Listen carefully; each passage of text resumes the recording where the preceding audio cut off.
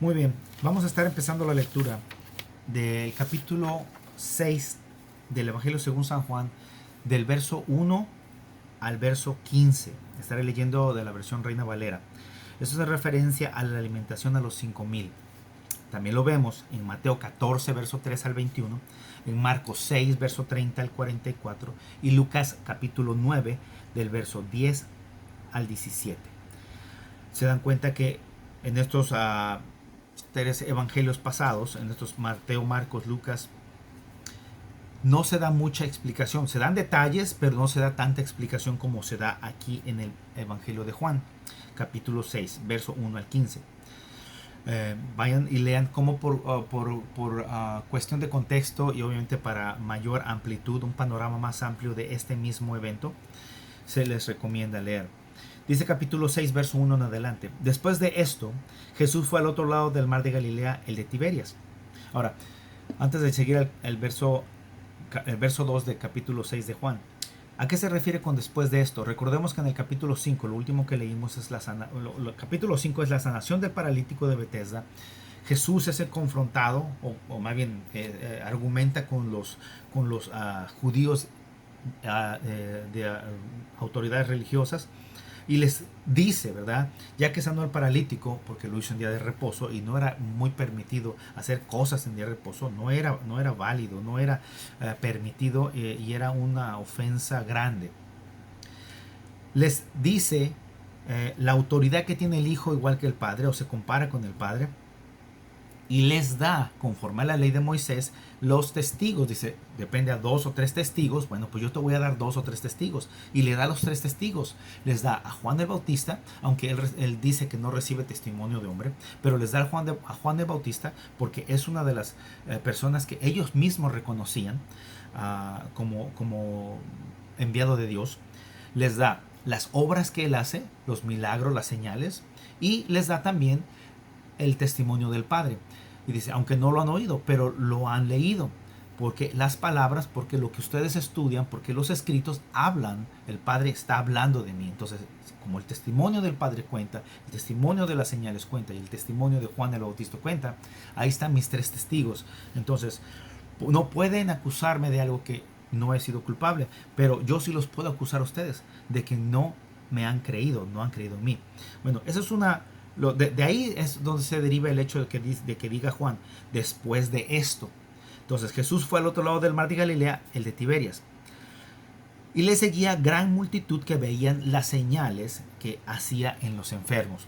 Ahora, eso es precisamente una de las cosas que Jesús va a hablar en referencia a esto precisamente más adelantito, ¿verdad? Dice, bueno, Jesús y sus discípulos, voy a leer lo que dice en la nota, zarparon para encontrar un lugar donde descansar de las presiones del ministerio, pero la gente al otro lado del mar de Galilea les reconoció y corrieron para encontrarse con ellos. En vez de frustrarse por el cansancio, Jesús se llenó de compasión por ellos, como lo veremos en los versos más adelante. Por lo mientras hablaremos ahora de las señales. Ahora, ¿a qué me refiero con esto? Por eso es importante que leamos el contexto que tienen los demás evangelios. Los demás evangelios dicen poquito, pero dan más contexto, un panorama más amplio de este mismo evento. ¿Ok? Entonces, con eso en mente, vamos a hablar ahora de lo que es las señales. Las señales en sí. ¿Por qué dice en el capítulo 6, verso 2? Y le seguía gran multitud que veían las señales que hacía en los enfermos. Ahora, no solamente había señales que hacía con los enfermos, había señales en general, había maravillas, había milagros, había cosas que Jesús hacía. Vamos a ver. En referencia a las señales, vamos a ver 4 puntos en orden y cada punto tiene sus incisos, ¿verdad? Cada punto tiene incisos que quiero que tomemos en cuenta. Punto número 1. ¿Qué son los milagros? Los milagros son obras de origen y de poder sobrenatural. En Hechos capítulo 1, verso 8, nos dice, ¿verdad? Que que Jesús les daría poder. que esperaran el Espíritu Santo. Aquí va a ser prácticamente quien les daría esa facultad, esa virtud, ese poder, la habilidad, ese algo que necesitaban para poder salir adelante en el ministerio. En referencia al Hechos capítulo 1 verso 8, dice, la palabra que se denomina ahí o que se pone ahí es dunamis, que quiere decir virtud, poder, habilidad, fuerza. En este caso es poder, ¿verdad? Y en el inciso, en el inciso A hay varios versos bíblicos que quiero compartir con ustedes. Está Hechos capítulo 8 verso 13 y Hechos capítulo 19 verso 11, en referencia a esta poder sobrenatural, ¿verdad? En el inciso B del primer punto vemos que dice que este evento, esta obra sobrenatural o de poder sobrenatural funciona como señal. Y la palabra que se utiliza en griego es simeion, que significa una indicación, algo sobrenatural, milagro, marca, nota, firma, símbolo, muestra, vale, como quieran, todos esos son casi sinónimos de esta misma palabra. ¿Por qué? Porque es una indicación. Una señal es una indicación, ¿verdad? Como las que vemos en las carreteras. Una señal es algo sobrenatural, un milagro. En este caso, el milagro también puede ser una palabra, el sinónimo de Simeón. Marca, nota o firma es porque ese milagro, esa señal, tiene que tener un sello de quién lo hizo, ¿verdad? Tiene una marca, tiene una firma y es un símbolo también al mismo tiempo que una muestra del poder de Dios. Y obviamente de esa forma vamos a tratar de explicar qué es un milagro. Un milagro no viene de la nada. Tenemos que tener eso en cuenta. Este milagro obviamente funciona como una señal, pero de la autoridad divina. ¿Okay? Vemos en Lucas capítulo 23, verso 8, Hechos capítulo 4, verso 16, verso 30 y verso 33 también de ese mismo capítulo 4 de Hechos. El milagro principal más grande de la fe del Nuevo Testamento es la resurrección de Cristo. Gloria a Dios. Lo podemos ver en 1 Corintios capítulo 15, todo el capítulo, se lo recomiendo. Punto número 2. Los milagros cumplen por lo menos 3 propósitos. Inciso A. 3 propósitos en el reino de Dios. Inciso A. Dan testimonio de Jesucristo, autenticando la verdad de su mensaje e identificándolo como el Cristo de Dios. Como el Cristo de Dios, pues el Cristo que anuncia las Escrituras, el Cristo que venía ya de años atrás dentro de lo que es las profecías y los libros del Antiguo Testamento. Ese Cristo daban testimonio para que en este momento las señales que estaba dando Jesucristo se pudieran entender. Sin embargo, ni los líderes religiosos ni mucho menos la gente lo habían entendido de esa manera. Vemos en Juan capítulo 2 verso 23, en Juan capítulo 5 verso 1 al 21, Juan capítulo 10 verso 25, Juan 11 42. En el inciso B del segundo punto, manifiestan el amor compasivo de Cristo. Eso es algo importante. Cuando se manifiesta el amor compasivo de Cristo, como lo dice Marcos capítulo 8 verso 2, dice: tengo compasión de la gente porque ya hace 3 días que están conmigo y no tienen que comer. Esa es una declaración de Jesucristo en Marcos capítulo 8 verso 2, ¿verdad? Y obviamente también vemos en Marcos 7, 2 al 15 y en Hechos 10, 38. Eso es lo que demuestra, ¿verdad? Manifiestan el amor compasivo de Cristo. Inciso C del punto número 2. Significan el tiempo de la salvación, la venida del reino de Dios y la invasión del reino de Dios al reino de Satanás. Ahora, vamos por puntos. Significa que el tiempo de Dios significan el tiempo de la salvación. Podemos verlo en Mateo capítulo 11, verso 2. Aquí lo que les pido es que lean el contexto. ¿Por qué? Porque en Mateo 11, 2 dice: y al oír Juan en la cárcel los hechos de Cristo, le envió 2 de sus discípulos, Al leer esta parte, tendríamos que leer todo el contexto, vemos cómo estos milagros, que como dice aquí, significan el tiempo de la salvación, Juan el Bautista estaba anunciando a aquel que venía atrás de él. Él dijo: yo bautizo en agua, el que viene atrás de mí, que de quien no soy digno de desatar ni la correa de su calzado, él los bautizará en espíritu y en fuego. Entonces, esta parte, la salvación viene por parte de este Mesías, por parte de este personaje que Juan el Bautista ya venía anunciando.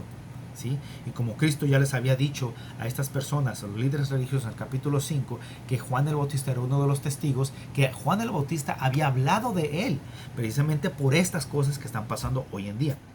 Ahora, en referencia a la venida del reino de Dios, como dice en... Vamos a ver si lo puedo sacar de aquí. Como dice en Mateo 12, 28, en referencia a la venida del reino de Dios. Dice Mateo 12, 28: pero si yo por el Espíritu de Dios echo fuera a los demonios, ciertamente ha llegado a vosotros el reino de Dios. Esta parte, obviamente pueden leer el contexto, pero aquí es una declaración misma de Jesucristo. Dice que si yo por el Espíritu de Dios echo fuera a los demonios, entonces ciertamente ha llegado a vosotros el reino de Dios. Aquí llega el reino de Dios lo más transparente posible que se puede decir. Ahora, no lo aceptaron, no lo vieron. Obviamente por eso es que tampoco no aceptaron nada de lo que venía de Jesucristo estos líderes y lo crucificaron, ¿verdad? Vemos que también es la invasión del reino de Dios a Satanás. Perdón, el reino de Dios al reino de Satanás. En el capítulo 3 de Marcos, verso 27, dice: ninguno puede entrar a la casa de un hombre fuerte y saquear sus bienes si antes no lo ata, y entonces podrá saquear su casa. Eso es un ejemplo, obviamente. Jesucristo viene a dar esta testimonio de lo que es el evangelio en sí, de hacer su cometido, a perdonar los pecados, a salvar a la gente, ¿sí? Pero sabemos que el príncipe de este mundo, como lo declara Pablo, lo tiene atado, este mundo lo tiene todavía en sus manos de alguna forma, ¿sí? Y entonces cuando Jesús viene, en el tiempo en que Jesús se presenta, ¿sí?, dice esto: ninguno puede entrar a la casa de un hombre fuerte y saquear sus bienes sin antes atar, si antes no lo ata, y entonces podrá saquear su casa. Bueno, ¿qué es lo que está haciendo aquí? Jesucristo está, obviamente, atando al enemigo, al no poder el enemigo contra él. Recuerden cómo los demoniados no podían ni siquiera acercarse sin permiso. Le pedían, ¿verdad? Le pedían favores. Cosa rara también, ¿verdad? Porque pedirle un demonio, pedirle un favor a Cristo, y Cristo se los concede, es una forma también de nosotros ponernos a pensar que nosotros no podemos pedirle a Cristo y que Él no nos los puede conceder. Bueno, eso es otro tema. Pero en referencia a esto, en la invasión de Dios en el reino de Satanás, viene Cristo a hacer su trabajo y no hay demonio que lo pueda detener, ¿verdad? Vamos a ver el tercer punto. Las escrituras sostienen que los milagros van a operar durante todo el tiempo de la iglesia. Gloria a Dios por ello, porque realmente sí los necesitamos, ¿verdad? En el inciso A, vemos: Jesús envió a sus seguidores a predicar y a hacer milagros. Lo vemos en Mateo capítulo 10, verso 8. Mateo capítulo 10, verso 8. Vamos a ver. Mateo capítulo 10, versos 7 y 8, perdón. Y yendo a predicar diciendo: el reino de los cielos se ha acercado, sanad enfermos, limpiad leprosos, resucitar muertos, echad fuera demonios, de gracia recibisteis, dad de gracia.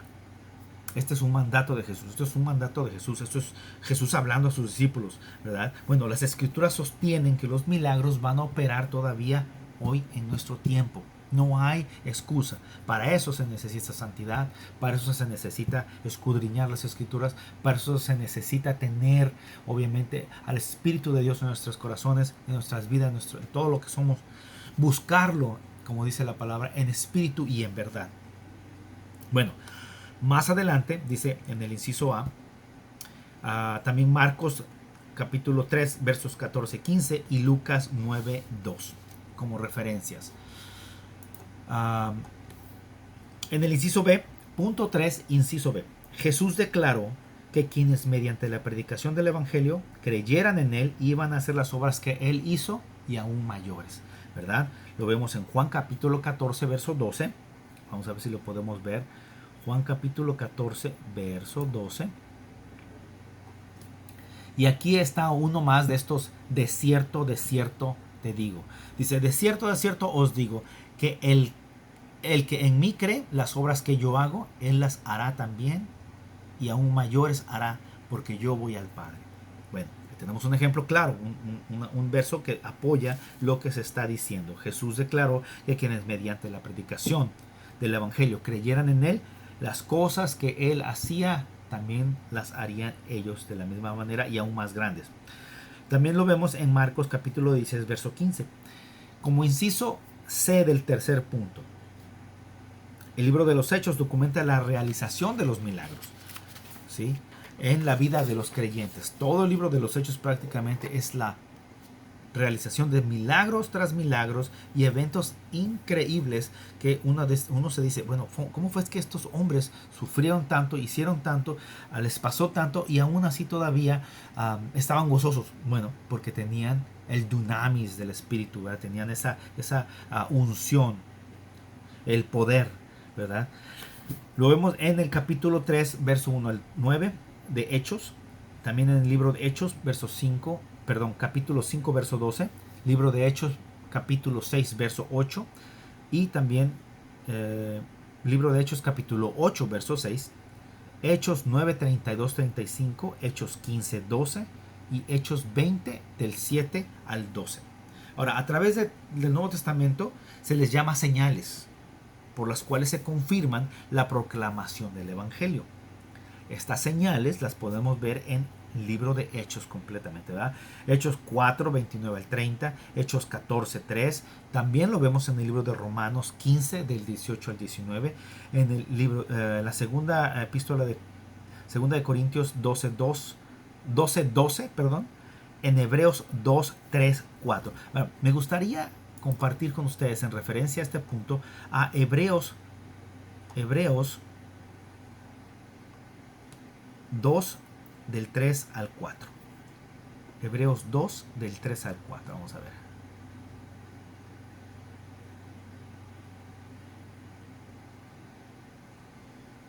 Aquí está. Hebreos 2 del 3 al 4. Dice, capítulo 2, verso 3 y 4 de Hebreos. ¿Cómo escaparemos nosotros si descuidamos una salvación tan grande, la cual, habiendo sido anunciada primeramente por el Señor, nos fue confirmada por los que oyeron, testificando Dios juntamente con ellos con señales y prodigios y diversos milagros y repartimiento del Espíritu Santo según su voluntad, la voluntad de Dios, ¿verdad? Entonces ahí tenemos que el Espíritu desea también, en este Hebreos capítulo 2, verso 3 al 4, vemos cómo estos señales, prodigios y diversos milagros son hechos por el Espíritu de Dios, posando en el hombre que cree en Jesucristo. Es una señal de eso, ¿verdad? Ahora, vamos a ver aquí también el inciso D, confirmando y apoyando lo que acabamos de leer. El Espíritu desea dar esas señales a la iglesia a través de todo el tiempo presente. ¿Cuál tiempo? Presente, el de ahorita, ¿verdad?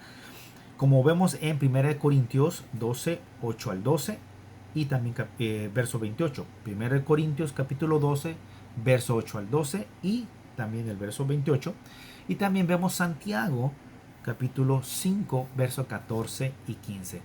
Ahí sí me gustaría también con ustedes compartir en referencia a lo que el Espíritu desea dar, estas señales, como lo dice Santiago capítulo 5, verso 14 y 15. Dice,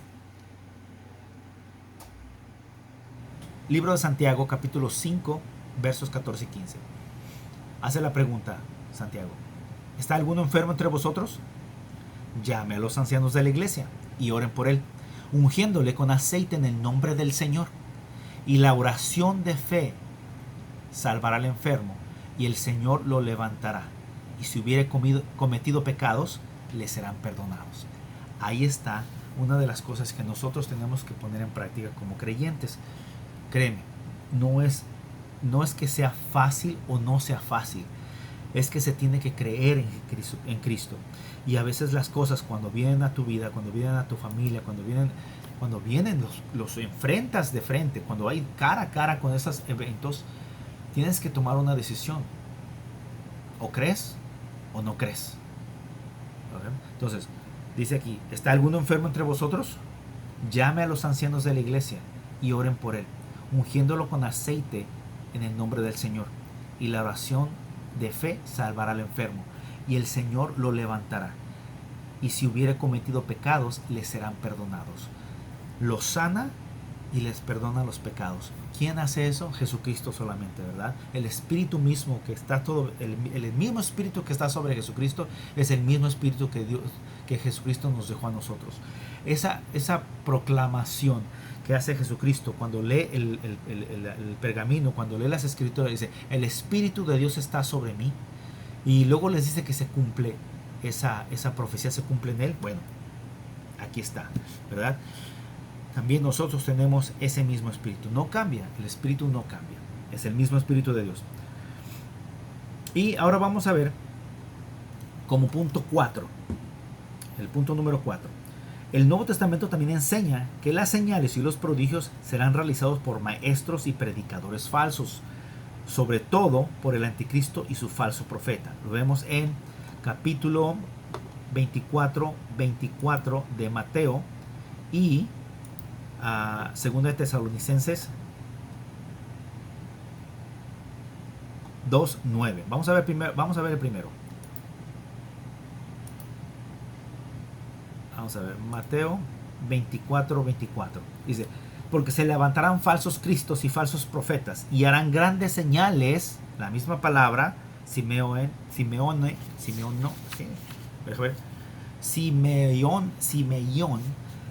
en el griego, porque se levantarán falsos cristos y falsos profetas y harán grandes señales y prodigios, de tal manera que engañarán, si fuera posible, aún a los escogidos. Bueno, ese es un texto que me dice, hey, sí, va a haber milagros, va a haber prodigios, va a haber maravillas, pero tenemos que saber discernir qué es de Dios y qué no es de Dios. Y solamente lo único que vamos a poder hacer para discernir es si estamos pegados a la vid verdadera, si estamos unidos, si estamos ungidos, y que el Espíritu de Dios también esté en nosotros. Es la única manera que vamos a poder diferenciar un milagro que es de Dios y un milagro que no es de Dios. Ahora, ¿qué dice segunda de Tesalonicenses capítulo 9? Dice,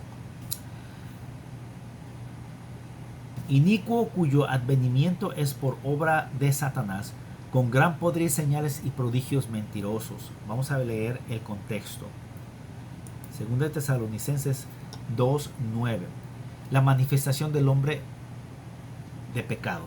Esta es la manifestación del hombre de pecado. Eso será en los últimos días, que prácticamente estamos ya viviendo estos últimos días. Vamos a leer desde el versículo 1 en adelante, como contexto, para poder terminar este punto de las señales, ¿verdad? Si vemos que en el Nuevo Testamento, como dice el texto, el Nuevo Testamento también enseña que las señales y los prodigios serán realizados por falsos maestros y falsos profetas. Bueno, aquí está un ejemplo de lo que estamos diciendo. Segunda de Tesalonicenses capítulo 2, verso 1 en adelante, hasta el verso 12. Pero con respecto a la venida de nuestro Señor Jesucristo y nuestra reunión con Él, os rogamos, hermanos, que no os dejemos mover fácilmente de nuestro modo de pensar, ni os conturbéis, ni por espíritu, ni por palabra, ni por carta, como si fuera nuestra, en el sentido de que el día del Señor está cerca. Nadie os engañe de ninguna manera, porque vendrá sin que dice, nadie os engañe en ninguna manera, porque no vendrá sin que antes venga la apostasía y se manifieste el hombre de pecado. Este es el hombre de pecado, ¿ok? el hijo de perdición. Verso 4. El cual se opone y se levanta contra todo lo que se llama Dios y es objeto de culto, tanto que se sienta en el templo de Dios como Dios, haciéndose pasar por Dios. Estamos hablando del anticristo, ¿verdad? Todo lo que es en contra de Cristo es un anticristo. En otro verso también se dice que hay muchos anticristos, ¿verdad? Bueno, aquí estamos hablando de un específico de ellos, un anticristo específico. Verso 5. No os acordáis, una pregunta, ¿no os acordáis de cuando yo estaba todavía con vosotros, os decía esto? Y ahora vosotros sabéis lo que lo detiene, a fin de que a su debido tiempo se manifieste, porque ya está en acción el ministerio de la iniquidad, solo que hay quien al presente lo detiene, hasta que él a su vez se ha quitado de en medio. Estamos hablando del Espíritu Santo. Y entonces se manifestará aquel inicuo, a quien el Señor matará con el espíritu de su boca, y destruirá con el resplandor de su venida. Gloria a Dios. Inicuo, verso 9 del que estamos refiriendo, inicuo cuyo advenimiento es por obra de Satanás, con gran poder y señales y prodigios mentirosos, y con todo engaño de iniquidad para los que se pierden, por cuanto no recibieron el amor de la verdad para ser salvos. Estamos hablando de Cristo. Por esto Dios les envía un poder engañoso para que crean la mentira, a fin de que sean condenados todos los que no creyeron a la verdad, sino que se complacieron en la injusticia. Eso es lo que dice 2 de Tesalonicenses capítulo 2, verso 1 al verso 12. Entonces, como tenemos esas señales y prodigios, Jesucristo está haciendo estas señales y prodigios al principio de su ministerio, y hay mucha gente que los sigue, pero más adelante Jesucristo también los confronta a todas estas personas que los siguen solamente por los milagros. Más adelante vemos aquí en el verso 3, capítulo 6 del Evangelio según San Juan, verso 3. Aquí terminamos con lo de las señales. Vamos a seguir con la lectura. Capítulo 6, verso 3 del Evangelio según San Juan. Entonces subió Jesús a un monte y se sentó allí con sus discípulos, y estaba cerca la Pascua, la fiesta de los judíos. Cuando alzó Jesús los ojos y vio que había venido a él gran multitud, dijo a Felipe: ¿de dónde compraremos pan para que coman estos? Pero esto decía para probarle, porque él sabía lo que había de hacer. Ok. Vamos a ver. Verso 7. Felipe le respondió: 200 denarios de pan no bastarían para que cada uno de ellos tomase un poco. En realidad, ¿a qué nos estamos refiriendo aquí? En contexto con los otros evangelios que se han leído, porque se les recomienda leer los otros evangelios para que podamos entender todo el ámbito, todo el panorama amplio de esta escena. Dice el texto que se escribe: los discípulos vinieron a Jesús para confirmar que era tarde y que era demasiada gente para poder alimentarlos. Además, 6 de los discípulos se habían criado en Bethsaida, que es el área donde estaban prácticamente. De un lado está Bethsaida, del otro lado está Tiberia, en contrario, entonces en lados opuestos. Al lado norte está Capernaum, al lado este está Caná, y al lado oeste está el río Jordán, la salida del río Jordán prácticamente. Bueno, 6 de los discípulos que estaban con Jesús sabían perfectamente cómo estaba el área, tenían el conocimiento de cómo era de difícil conseguir comida para esta, dice la palabra, gran multitud. ¿A qué nos referimos con gran multitud? Es una gran multitud, fíjate. Además, 6 de los discípulos, sigo con la lectura del texto, en la nota, se habían criado en Bethsaida, habrían estado familiarizados con el área y sabían que no se podía conseguir alimentos para tanta gente siendo ya tarde. Sabían que la gente tendría dificultad para conseguir comprar algo de comer, a lo que Jesús hizo una pregunta a la cual ya tenía solución. Jesús ya tenía el milagro desde antes de hacer la pregunta a Felipe, pero lo hizo para probarle. Ahora, sería más o menos una idea más o menos de como 5,000 hombres era la cantidad estimada que el escritor dice, apóstol Juan. Esto no incluía a las mujeres ni los niños. ¿Ok? Lo vemos ahí en Mateo capítulo 14, verso 21. Más o menos serían, según los expertos, entre 10,000 a 15,000 gentes en total. Imagínate, 10,000 a 15,000 gentes. Y Jesús está a punto de realizar uno de los milagros más grandes que los apóstoles iban a presenciar al principio de esta jornada, de este ministerio de Jesús. Más o menos, ¿cómo podría ser posible alimentar a tanta gente? Dice el texto, en la nota. Serían más o menos, hoy en día, give or take, unos $20,000, unos 200 días de salarios, que si se gana $100 por día, para darles, aunque sea un poco. O sea, estoy parafraseando ahí, como digo, ¿verdad? Solo después de que, esto pasa solamente después de que el joven trajo los panes y los peces a los discípulos. En los otros evangelios no se dice eso. En los otros evangelios se dice, los discípulos trajeron panes y peces a Jesús. Tantos panes, tantos peces. No, un joven trajo a los discípulos y los discípulos se los llevaron al Señor. En el verso 8, capítulo 6 del Evangelio según San Juan, verso 8, dice, uno de sus discípulos, Andrés, hermano de Simón Pedro, le dijo, aquí está un muchacho que tiene 5 panes de cebada.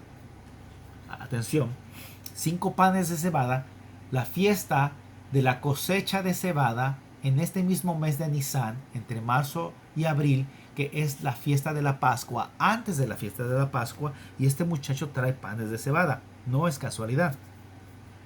Y 2 pececillos. Más, dice, hace la pregunta Andrés, más, ¿qué es esto para tantos? Es una pregunta válida. Entonces Jesús le dijo, haced recostar a la gente, y había, dice, mucha hierba en aquel lugar, y se recostaron como un número de 5,000 varones.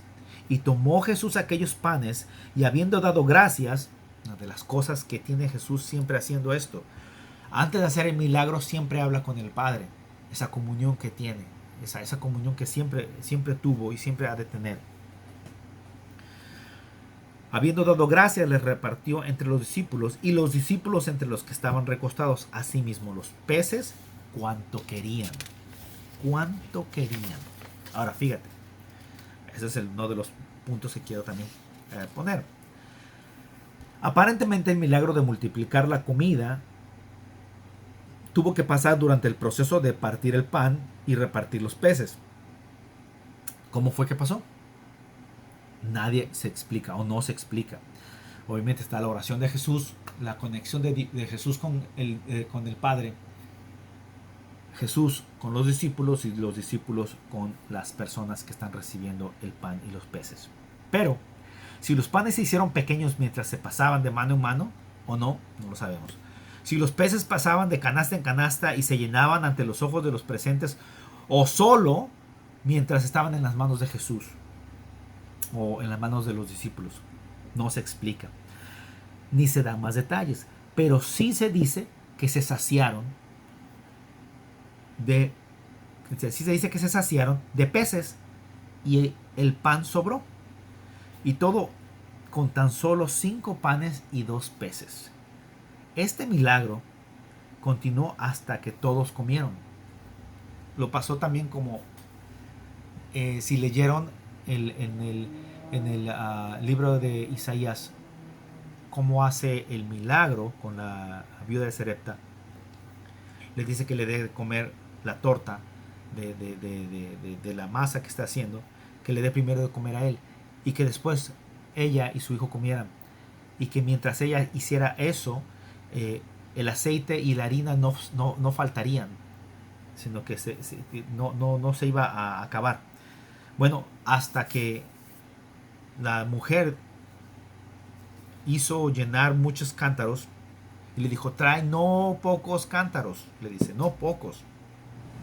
Y cuando la mujer hace esa declaración de que se acabaron los cántaros, ya habían llenado muchos cántaros, se acabaron los cántaros, les dice el hijo, se acabó el aceite también.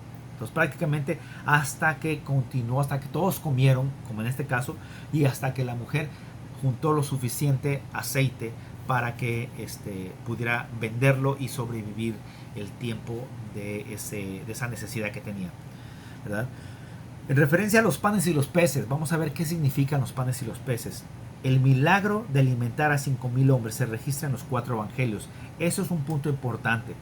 Mateo capítulo 14, verso 13 al 21, Marcos capítulo 6, verso 30 al 44, Lucas capítulo 9, verso 10 al 17. La importancia del milagro incluye lo siguiente. Punto número 1. Señala a Jesucristo como el pan de vida, el que suple para las necesidades del cuerpo y para las del alma. Punto número 2. Él es prueba del poder del Señor para hacer milagros. ¿Sí? Y hay un propósito para cada milagro, ya vimos.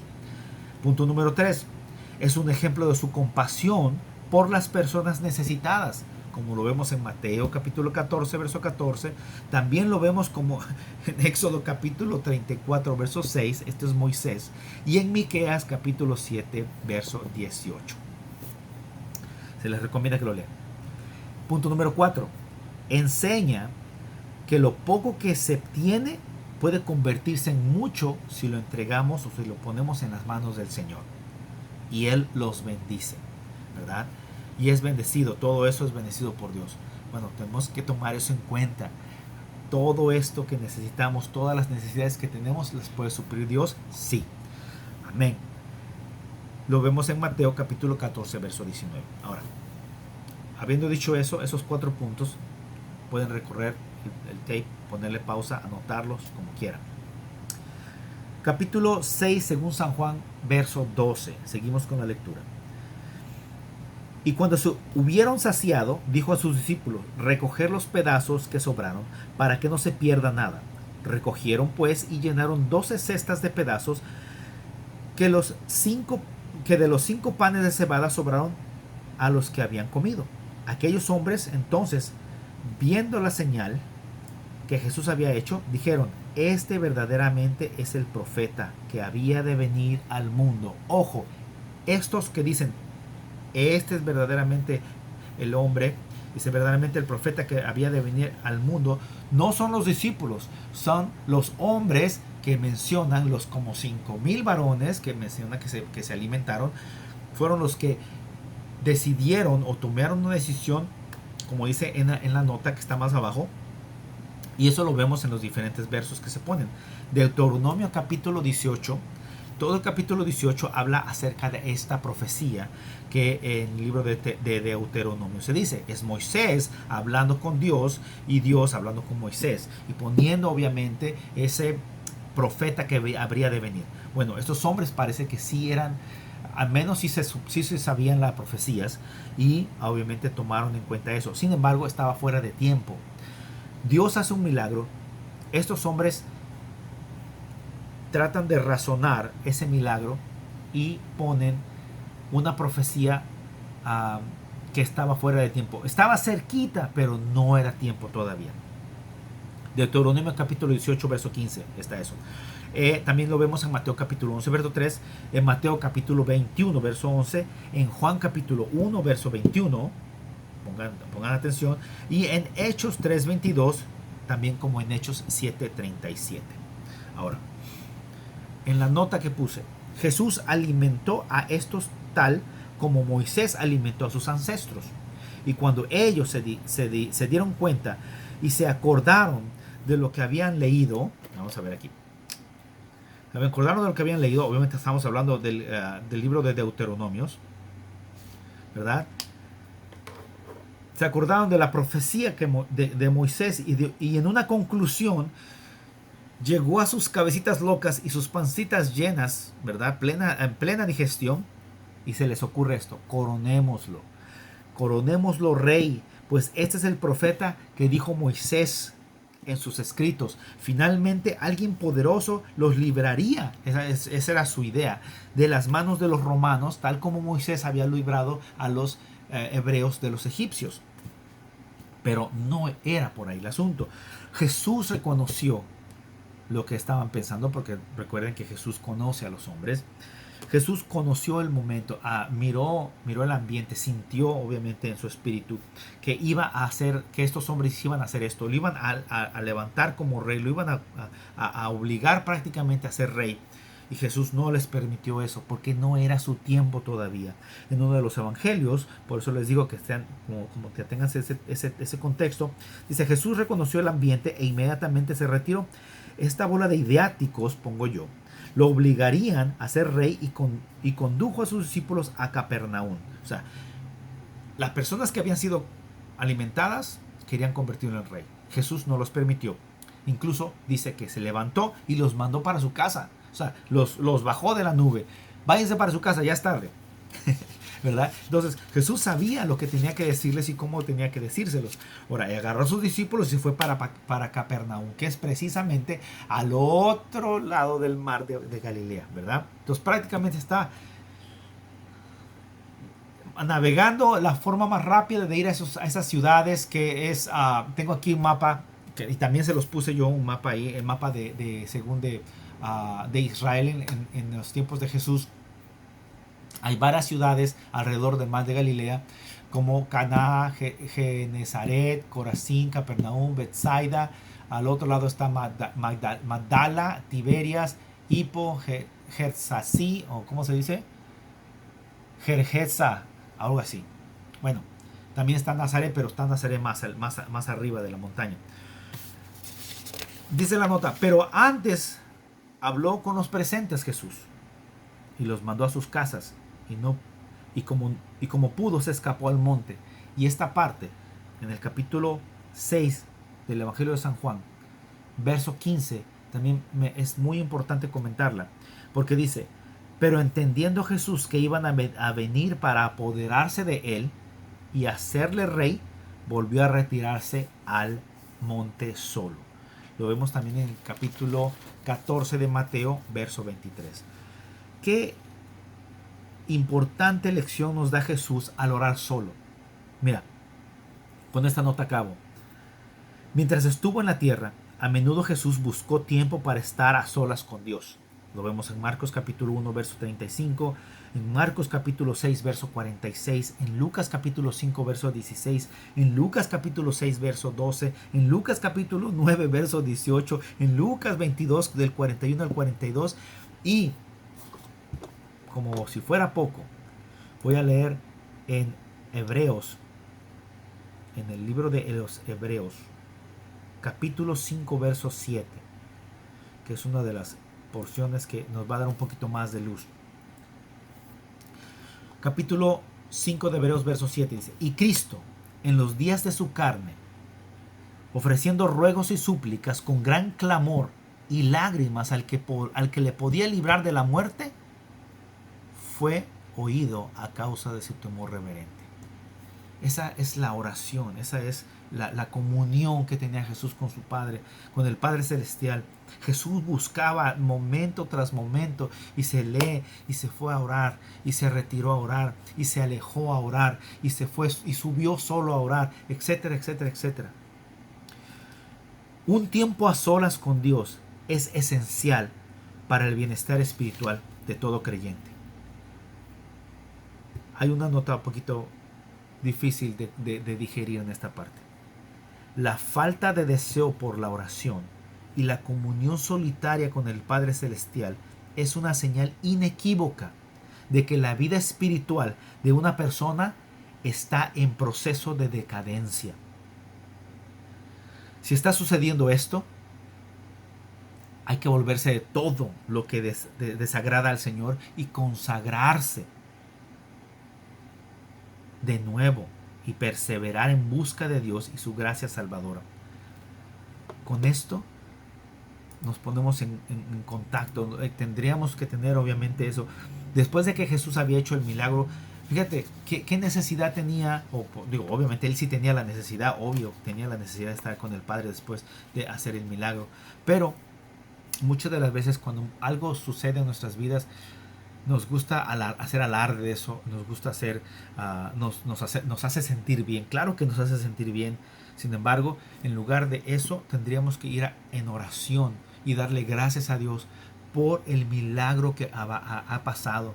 Como, mira, en esta última vez que hubo los bautizos, esa oración que se hizo al final, donde estamos todos abrazados, y hay una foto de eso, estamos todos abrazados, estamos dándole gracias a Dios por las almas que se salvaron, por las almas que decidieron entregar su vida a Cristo. Y una prueba fehaciente de eso es obviamente el bautismo por fe, ¿verdad? Se les pregunta, ¿has creído en Jesucristo?